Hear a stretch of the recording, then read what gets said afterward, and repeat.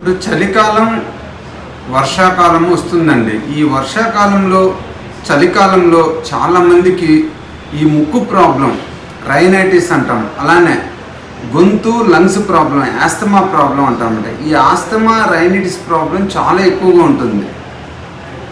దీనికి మెయిన్ కారణాలు ఏంటంటే వైరల్ ఇన్ఫెక్షన్ రేట్ ఎక్కువగా ఉండటం, పొల్యూషన్ ఎక్కువగా ఉండటం.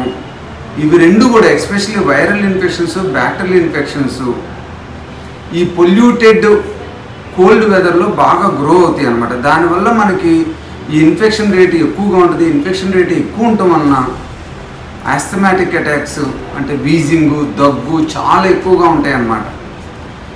ఈ దగ్గు, వీజింగు వచ్చే వాళ్ళు మెయిన్ ప్రీడిస్పోజింగ్ ఫ్యాక్టర్ ఏంటంటే వీళ్ళకి ఆ లంగ్స్, గొంతు పైన ఉన్న సైనస్ ప్రాబ్లము, ముక్కు ప్రాబ్లం అన్నమాట.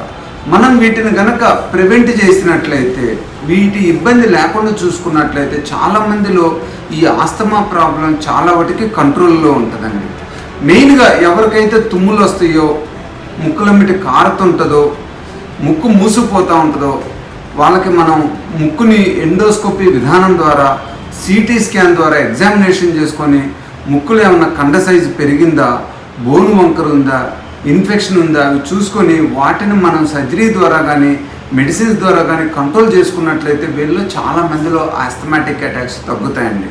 ఈ ముక్కు ప్రాబ్లం కంట్రోల్ చేసుకోవడంతో పాటు వీళ్ళు ఫ్లూ షాట్ వ్యాక్సిన్స్ ఇచ్చుకుంటా, డైలీ స్టీమ్ ఇన్హలేషన్ పట్టుకుంటా, బ్రీతింగ్ ఎక్సర్సైజ్ చేసుకుంటా, చలిగాలికి ఎక్స్పోజ్ కాకుండా చూసుకుంటా, కొంచెం ఎండలో వామ్ వెదర్లో ఎక్సర్సైజ్ చేసుకుంటూ ఉన్నట్లయితే ఈ ముక్కులో కూడా ఈ ప్రీడిస్పోజింగ్ ఫ్యాక్టర్స్ ఏవైతే ముక్కులమ్మిటి కారుతుంటుందో, ఇన్ఫెక్షన్స్ ఉంటాయో అవి కూడా చాలా వరకు కంట్రోల్ ఉండే ఆస్తమా కూడా కంట్రోల్లో ఉంటుంది అన్నమాట.